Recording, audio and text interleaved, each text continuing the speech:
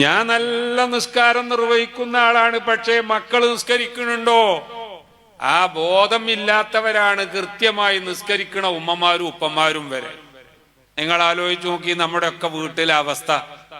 നമ്മൾ സുബൈക്ക് ഒരു പക്ഷേ ബാങ്ക് കൊടുക്കണതിന്റെ മുമ്പ് തന്നെ എഴുന്നേറ്റ് തഹജ്ജുദ് വരെ കൃത്യമായി നിസ്കരിക്കുന്നതും ആ നിസ്കാരം ഒഴിവായി പോകരുത് എന്ന് വാശിയും നിർബന്ധവും ഉള്ളവരായിരിക്കും.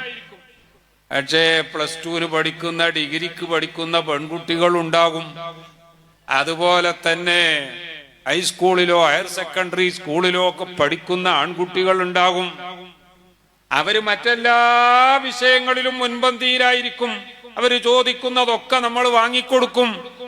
അവര് എവിടേക്ക് ടൂർ പോകണമെന്ന് പറഞ്ഞാലും നമ്മൾ പറഞ്ഞയച്ചു കൊടുക്കും.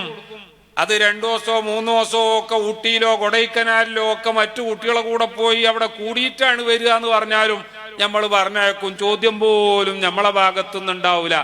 ആരൊക്കെ പോണത്?